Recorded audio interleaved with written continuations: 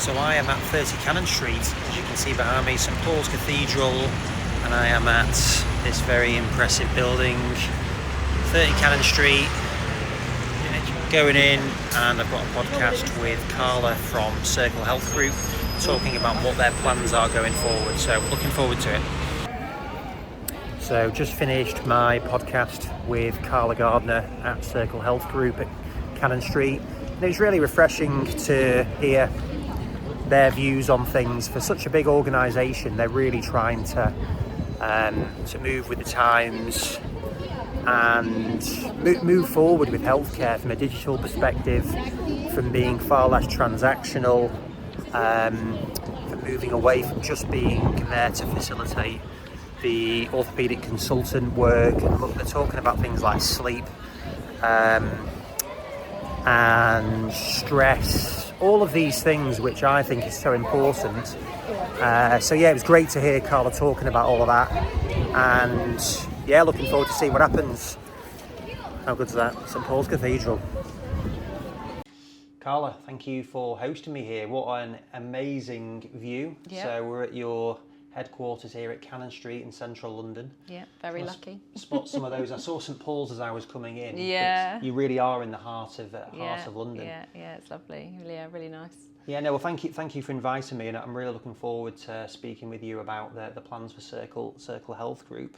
And we were just talking now about how physio's changed, and it's certainly something that I've seen since COVID, but it was already happening where the private sector is becoming more and more relied upon. The NHS is struggling with things. How do you see it from your perspective?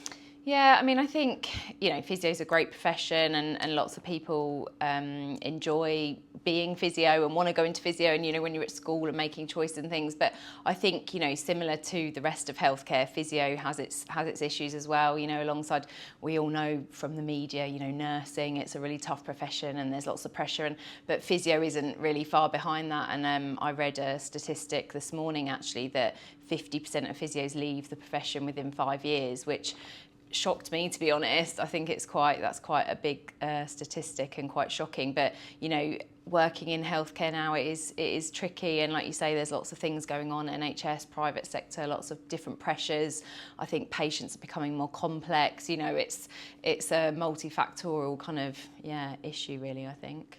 Have you had any evidence of that, like that you've come across when seeing people, whether it's within the organisation or elsewhere? Because certainly when I'm out, I'm visiting clinics all day, every day, whether it's in teams, clinics, and people are more stressed. But I think in society, people seem more stressed with things. So have you any extra insight as to why you think that the physio world is struggling as well? Yeah, I mean, I think it's twofold. I think, actually we're really lucky at Circle Health Group that our retention of staff is brilliant. And I think, that is down to us building a good company and company culture. And, we work hard at education and keeping people in leadership programs and things like that. So I think, we are lucky in that respect. But we're still dealing with, as an organisation, lots of, stress and burnout and stuff that's going on, hangover from COVID. We've got the economic stuff going on now, the financial climate. It's a difficult kind of, I guess it's a difficult time for a lot of people. And then I think we're definitely reflecting that and seeing that in our patients. Their pain isn't getting better like we maybe would have expected 10, 20 years ago. They're not as straightforward. I think some of our simplistic pain models from years gone by don't quite fit the bill anymore. And, there is things such, the stress and sleep issues, mental health issues. There's a lot that I think can affect the way they process pain, the way their resilience levels are much lower, their nervous systems are whacked right up, so there's lots of kind of, like I say, issues that I think contribute to that, and we're having to be agile as a workforce and as a profession to help those patients and either be able to upskill ourselves to be able to deal with those complexities, or to know where to signpost. But sometimes that is tricky, and particularly in the private sector. The NHS, there is, well, some would argue there's not, but there is a good support structure for some of these kind of other services, and in the private sector, that mental health component, those kind of, it is a bit more tricky to kind of manage and to signpost people. Yeah. No, I think it's really interesting, some of the points you mentioned around sleep, and even not that long ago, I'm like, right, how do I maximise your time? How do you do it? And you're hearing the things of Margaret Thatcher or Donald Trump and how many hours they sleep, and how that is almost the optimum way of, oh, well, if you want to be effective, you want to be efficient, whereas now that's drastically, completely shifted how important sleep is. But like for your team as physios, as clinicians supporting that, you're trying to monitor the things that wouldn't maybe traditionally fall under the physiotherapy banner. Exactly. So how do you do that? So I think a lot of patients now where we've both got one on a wearable device that track your sleep. Some of them, they're quite clued up. A lot of patients now, they come in, oh, my sleep's poor. But I guess it's then what do we do about that? So they're coming in saying they're not sleeping. How do we do that? And there is ways to educate yourself as a professional. So you can read up on sleep hygiene factors and ways to improve, and nervous system and stress management and mindfulness and all of these things that we know can help with sleep.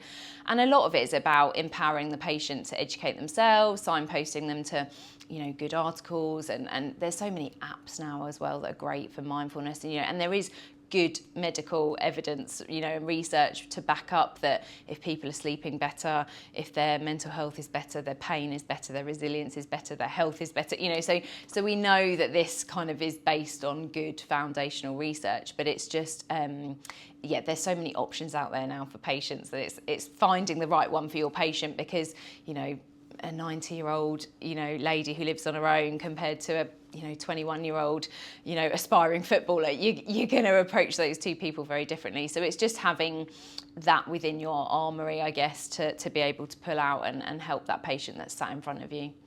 Yeah, it's definitely right, isn't it? Because I think historically at the work that we're doing, it tends to be, people assume that when you're talking about athletic or MSK, that it is the semi-pro athlete, whereas my mum, having hip issues, and she's been seeing a consultant around that, and the data that was given to her helped her she wasn't doing a rehab, doesn't like doing a rehab, very unlikely to do a rehab.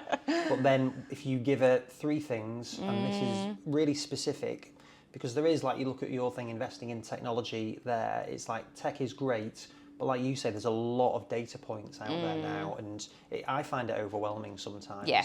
Hugely. So it's like, how do you pick those specific things that are going to have impact? I mean, I think, like you say, people are already overwhelmed with looking after their house, going to work, looking after their family, all that other stuff, and so then to think they've got to do an hour of exercise every day to get their hip better, they're just not going to do it, so it is breaking it down, and it is working out. And if someone's already got exercise as part of their routine and they're an exerciser person, then that's easy to kind of incorporate some rehab into their already routine. If someone's starting from scratch, they don't do any exercise, you're going to have to approach that very differently, and use tools such as like habit stacking. So every time you brush your teeth, do 10 squats, whatever it is that you want to do, and you're attaching a new habit to already an established habit. And again, that's quite a well-known kind of trick in the trade, is kind of attaching habits to people. So again, it's really down to that individual in front of you, what their lifestyle's like, what their beliefs are. A lot of issues around pain and recovery, and is, well, my mum's had a bad back and she's had it all her life, so I'm never going to get better because I'm going to have it all my life, and to break that down takes so long. You can't do it in a 20-minute appointment. It takes weeks and months sometimes to break those beliefs down and those systems. So it really is about the individual in front of you, and you can't have no one fits into a box, a special box. So it's really tailoring your how you speak to people, what you're pulling out of them, and sometimes you don't even get the information you need for a couple of sessions, because you've got to build that relationship. You're a new person to them, they don't know if to trust you or not, so it's complex, it takes time, but at the end of the day, then you've got to tailor it to that individual, because otherwise they're not going to get better, you're not going to have the results that you need, and the patient outcomes isn't going to be good, and they're not going to have a good experience. So no, I think it's really interesting you say that, because it is so much about that personal connection, trust, and just letting your boundaries down, and even being honest about what's happening with things, because it's you know what you like, you probably don't want to tell the full picture. Yeah. So, and people are private, aren't they? There's stuff going on, they don't always want to come out, but then when it does come out, it kind of makes such a bigger picture, and you go, okay, now I can help you. Now I can get you better, you know, because it's all come out. So I think, yeah, it is, and it's a skill, it's a real skill to get people to trust you quickly and to be able to pull the information out you need. So like, just from your experience, and I'm not going to give you to answer the whole global piece of it, but how, when you were being taught, how much is that focused on, that piece?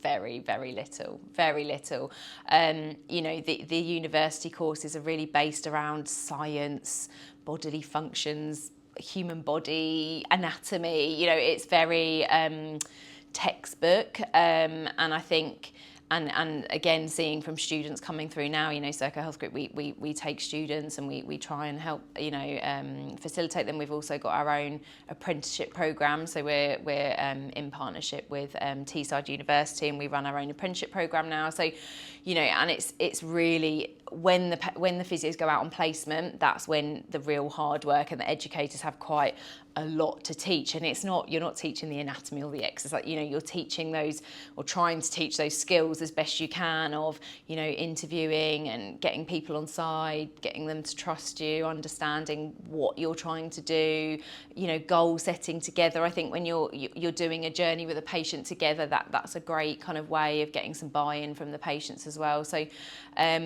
yeah, I think the universities don't focus on that a lot. I think they're really focused on kind of the, like I say, the textbook bits and pieces, and I think it's only when the physios or the student physios get out on placement, and that's why I think the apprenticeships are amazing, because you're working generally as a physio assistant or a healthcare assistant, and you're experiencing patient interactions the whole way through your course, and you're learning on the job. And I think it does create really rich physiotherapists that have had a lot of experience, whereas when you've been in university in a classroom for most of your year and you're out on placement for a few weeks a year, it's really difficult to build those skills and to gain that experience. So yeah, I mean, even going back to what you mentioned earlier on about people leaving the profession, and because albeit you'll have a big team that you've got here, but a lot of the time you are working one-on-one with someone. Yeah. You literally, you're busy doing that bit. So how do you think, but Circle, but as a profession, that kind of camaraderie and networking piece? Yeah, I mean, I think,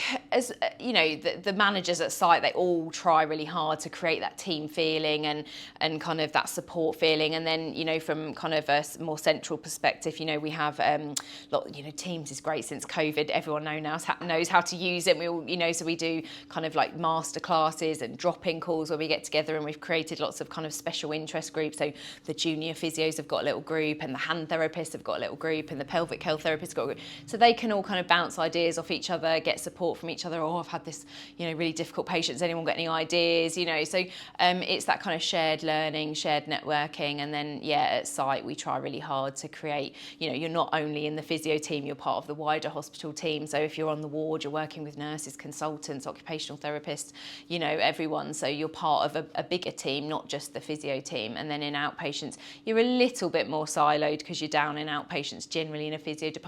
But we work really closely with our consultants and with our ward colleagues. So yeah, so we try really hard to create that kind of feeling of a team. But like you say, you are a bit siloed at times, yeah. No, I think it's great, and you've got that multidisciplinary team, you've got shared ideas, shared expertise, and I think historically there may have been job title, what's the right word for it? Hierarchy. Hierarchy's a good word for it. And how do you find that? Like, from my experience, I feel like that's becoming less, where people aren't as focused on title, because there's a lot of different professions out there now, whether it's podiatrists, chiros, osteos, all of these I mean, things. I think the word allied health professional now is becoming quite a common word that, you know, even the general public understand. And like you say, that you're sort of getting those less hierarchical job titles. Obviously, within physio, you're always going to have your juniors, newly qualified, and then working towards people who have been working for a long time. And I think physios also are breaking outside of the norm, physiotherapy profession norm. So, you know, we've got some physiotherapists across our business who are director of clinical services, so kind of known as matrons as well of the hospitals, you know, so moving into those types of roles, moving into, like myself, moving into corporate roles. So we're kind of, I think, you build a good skill set, and that's transferable to other roles within healthcare, and you know, you've got good communication skills, you know, those basic foundations. So you can move into different types of roles. Obviously in the clinical world, you know, it's a bit more, you become an advanced practice physiotherapist, and you know, it probably does stick a little bit more traditionally to the more hierarchical roles if you're kind of in clinical work and clinical practice. But management and leadership wise, it's really changed a lot now, because you know, only a few years ago, you know, physiotherapists would never be a matron of a hospital. You know, they wouldn't be in those roles. That wasn't really accepted. Whereas now it's really changed, which is fantastic for people in the physiotherapy profession, because there's more options for different career pathways and progression, and you know, and I think it's benefiting the hospitals and the business as well, having different lens to look at projects and people.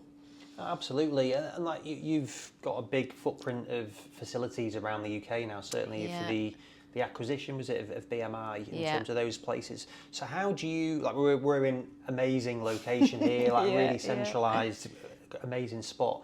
How do you try and keep those standards high across the whole UK? Yeah, so I think we've got 54 sites now, if I'm right. And yeah, there's lots of ways we do that. So we've kind of got, I guess, from a governance perspective, we've got kind of our governance assurance framework, which, you know, makes sure that anything that's happening at site level in their governance, clinical governance meetings and escalations gets, you know, escalated appropriately through the right channels to a corporate level, and then, you know, creates part of that kind of process of review.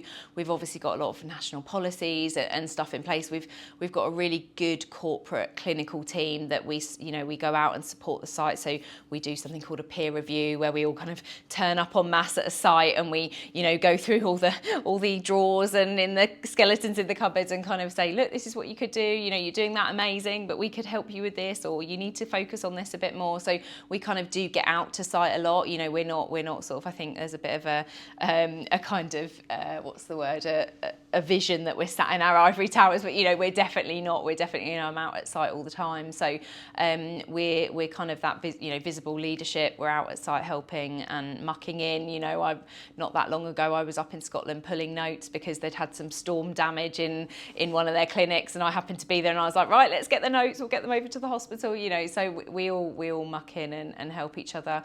And then we have things like so we've got the National Physiotherapy Managers Conference, which is generally in November. So last year that was all focused on change. This year we're going to focus it on leadership. So we get kind of shared learning from across the group. So we get physios to present if they've been doing, I don't know, quality improvement projects, service development projects, and we get people from across the business to come and talk to the physios and explain kind of their area of the business and how we can impact and help each other and, you know, work together on different projects. So we do work, I think, really hard at creating that kind of network rather than being 54 separate sites. But, you know, there's always improvement. There's always room for improvement, and we try and do that all the time. But I think, you know, we obviously review all of our data, you know, patient feedback, our outcomes. We've got good clinical outcomes that we, you know, through various different platforms. So we're constantly reviewing the data and checking that we're on track for what we think we're doing. And if we see an anomaly, you know, an action plan's created, and we go and work out what we need to do to make it better. And so, so I think we work pretty hard at trying to make sure that we're kind of working together as a network. And I've seen it particularly in the last few years as well, is that there is that explosion in private MSK arena, and there's massive opportunities, which is really exciting. And how does a big organisation like yours, how are you trying to work within that? Yeah, I mean, it's easy to get swept up in latest trends and new tech, and and I think we very much will obviously look at things and appraise things. I mean, I get approached every week for a new either bit of kit or a new bit of software, and and for us it's looking at what do our patients need, what do they want, what do they maybe need that they don't know that they want, and where can we kind of educate them in that, and I think it's looking at the new tech and equipment. And actually, is it clinically researched and backed, and is it got everything that we need it to have, and is there a need for it in our business? Because actually sometimes you think, oh, that would be amazing, and then you trial it at site and actually this isn't really adding any value, so actually why are we going to roll this out across 54 sites? So we do pilot a lot of things at our sites and kind of dip our toe in the water, because I think if we did the wrong move across 54 sites, it could be quite costly. So I think we appraise what's out there, we look what's out there, and we try and think where we could add value, where we maybe need to work harder, where the opportunities exist for us as a business and for our patients, really. In terms of those patients then, are you seeing a shift in what their expectations are? Like you said, people are wearing tech now, they're a bit more used to it, you've got a new generation. So what are you seeing from that? Definitely. I think the kind of the apps that are now out there, because I mean, even if you look at in the fitness world, the apps are developing so fast, aren't they? And so they're expecting that similar slick, like Peloton's a great example, it's such a slick, amazing app and model, and so they're kind of starting to expect that within the healthcare world, so I think it's how can we do that, what can we use? So at the moment we use an exercise software that works really well, and they love that, and they're now, before it was like, oh, where's my piece of paper, I don't want an app, whereas now we're going, well, why have you given me a bit of paper, I want the app, so it definitely is changing, and we are looking at things for, there's lots of wearable devices you can wear around your knee, and there's a really cool new one where it's a bit like the transfers you have when you're a kid, like the tattoos. You can now, it's a bit like a QR code that you tattoo onto your leg after an operation. It measures the temperature, swelling, your range of movement, and then there's lots of apps now that are using their cameras to gamify your exercises. So if you're squatting, you're watching it on a video and you're squatting through a hoop, or you're flying in an aeroplane and you're going under a bridge, whatever it is that and people want that, they expect that. I think people's standards now are really high with mobile phones and apps. It's also accessible to everyone, isn't it? And it's not hugely costly, so definitely people are expecting more from healthcare than a bit of exercises on a bit of paper. Which is where that was the height of technology when I was training. But I still feel, I don't think it's that long ago that was quite commonplace. Absolutely that it was that. Yeah. And from a clinical perspective, from the clinicians, how are their expectations changing in terms of what they would have in your clinics? Yeah, I mean, I think it's great for clinicians. It makes their lives easier, and there's ways now that patients can message back, and whereas before it would be, you go on, goodbye Mrs. Smith, and we'll see you in 2 weeks, and you wouldn't hear from them between. So that it's great that there's now a bit more dialogue between your patient and a physio, and in some clinics, it means you can manage more people, you can help more people, you can potentially triage people, so if they necessarily don't need to come into clinic, you can say, okay, fine, I'll just update your exercise, so there's lots of options now going forward that means that physios can probably help more people, to be honest, and there's some great partners that we work with as well. So there's one particularly called Joint Academy, and they have virtual physios and again exercise software and things that some of our other partners work with. So it's there's lots of options, and like you say, it can open up different areas of the business. So that's, I've not heard of Joint Academy. How do you facilitate, or how do you appraise working with someone like that? Yeah, so it's a bit of a process, and it's kind of generally, meeting them. Generally, they'll do a bit of demonstration of what their method, model, their software can do, and then, like I said, it's really thinking about our patients. Is this going to add value to them? Is this going to help them? Is this going to become more efficient for the physio so that we can see and help more patients? Is it actually just going to create more touch points and issues and problems? So, and then again, the research behind it. Is it based on good clinical practice and outcomes? And how are we going to monitor the outcome of using this software or exercise? So we want to make sure that if we do implement implement something that it's going to work. So we closely would monitor anything that we implement to get good outcomes for our patients, because at the end of the day, everything we do, you know, our patient is at the heart of it. Yeah, well, yeah, no, that's good to hear as well. And how are you seeing that your relationship with that client now? Like, again, historically, it may have been that you're right. Okay, you got 3 appointments for your appointment. Where do you see that being now? Yeah, I mean, I think again, it depends on the patient, because the more older patient, because of their values and their beliefs, do still want that quite traditional model of coming in every other week for the, you know, depending on what they're rehabbing and what they're getting better from. Whereas I think, you know, your younger patients who are maybe working in London can't always get, you know, sometimes it's really difficult to get to an appointment, isn't it? You know, they're happy to have a virtual appointment on Teams, or to have an update through an app, or, you know, so I think again, it really depends on the person sitting in front of you and what works for that patient. So again, it's not one fits all, you know, one size fits all type thing. We would still look at what that patient needs and wants and what their expectations are. And there is still the patient that will come and say, I don't want that app, I want a piece of paper, you know, and we will still do that for them. So, you know, it really is down to the individual in front of us, really. But it's nice now that we've got options, whereas before we didn't. So that's the really nice thing. Yeah, no, definitely. I'm in the process of writing. I've got a couple of books that are being produced, but one of them is going to be on selling in healthcare. And whenever the word sales is mentioned, a lot of people are like, God, I'm not doing that. So just again, what is your view on that? Like you mentioned, loads of companies approach you about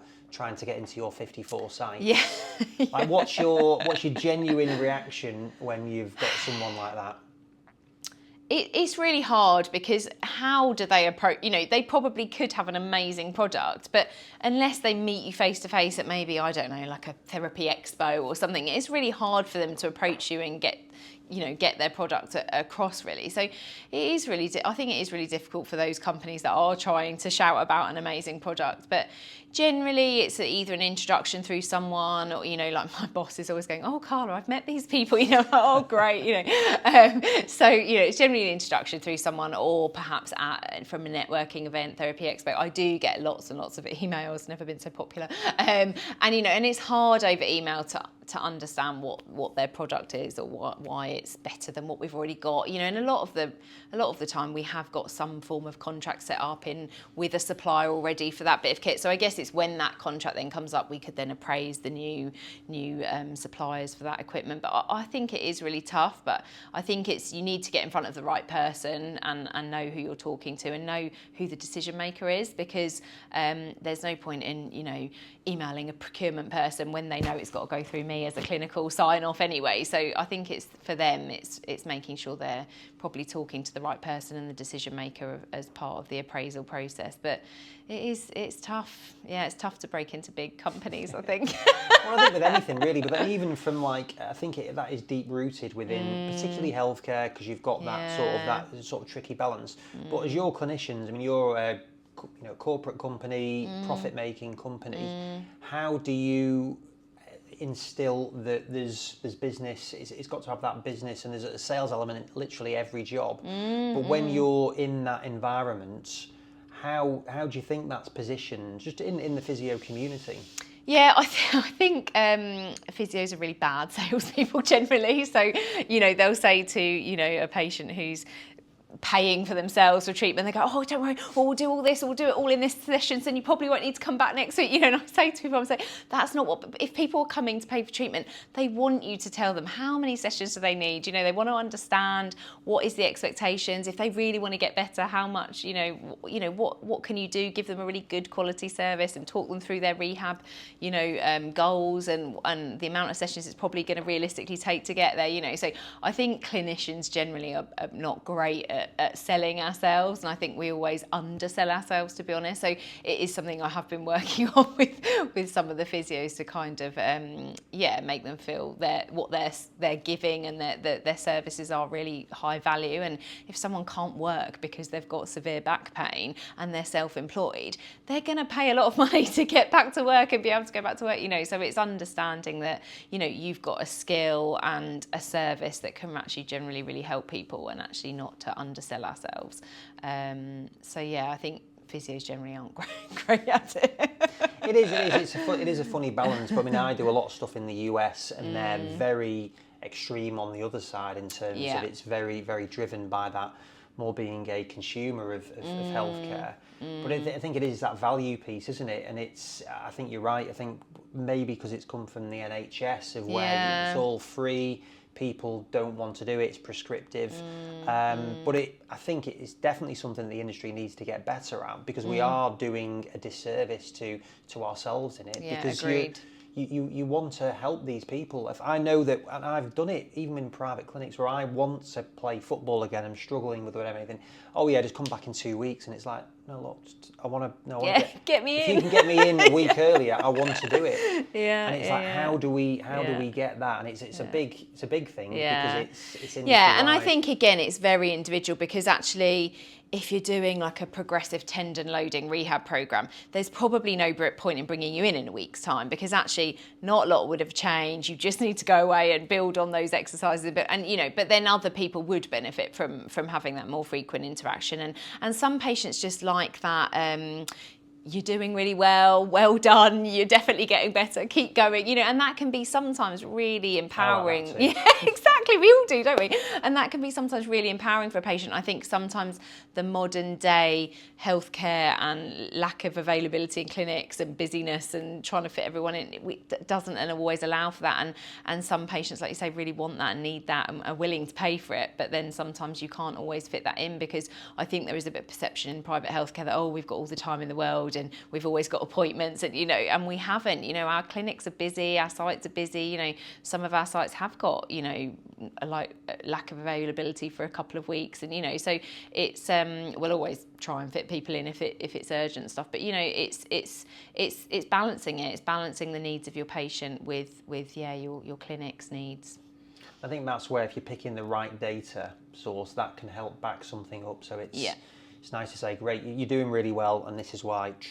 Great, and it sort of helps reassure them, the patient, on it as well. Yeah, I like 3 numbers. That's about my limit of what I can consume. I think that's most people's limits, though, and I think that's the problem. Like we were saying earlier, that's why people get so overwhelmed, because there's so much information and there's so much education that needs to be done. But it's breaking it into those bite-sized chunks and those bits that it's meaningful. It spurs them into action rather than overwhelm, and they're more compliant with the advice, the exercises, and then generally get better.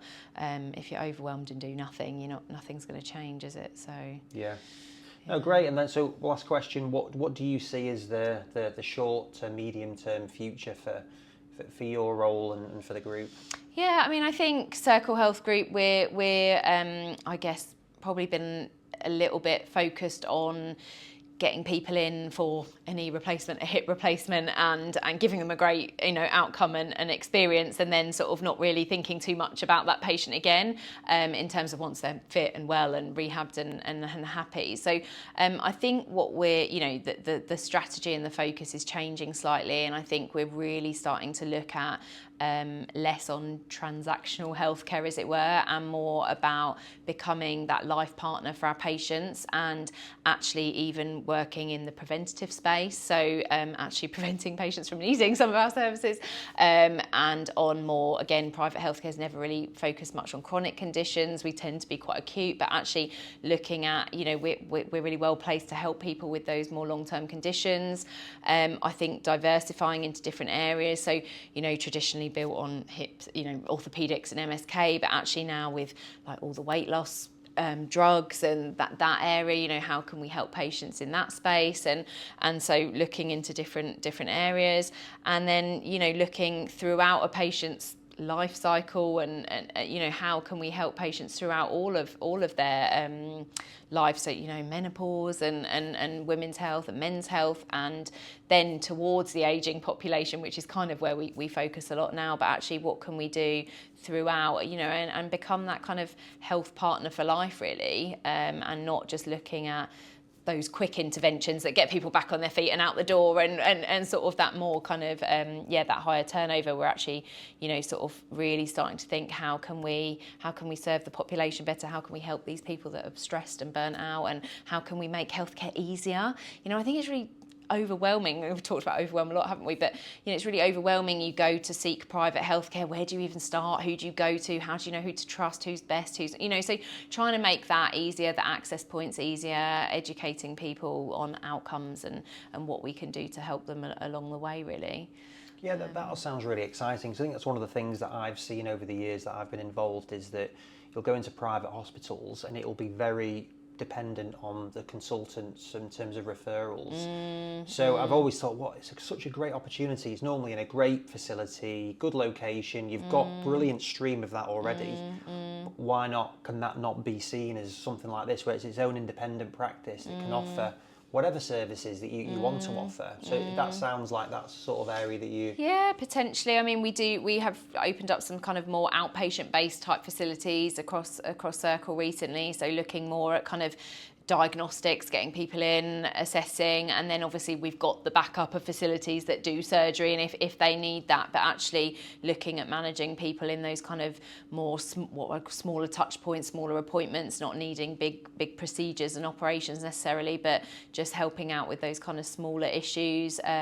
So yeah, I definitely think it's kind of the way that healthcare generally is moving towards more outpatient based services, clinics, interventions, and people needing to, luckily, nicely, needing less to be admitted and needing to spend days and days in hospitals post-surgery. Even some of our bigger operations now, we're doing them as day case, doing them as one night stays, so it's been such a huge shift over the last kind of 5 to 10 years really of no one goes to bed after a hip replacement for a week anymore. It's up within a couple of hours and potentially home that evening, which is a massive change. So yeah, it's exciting and different.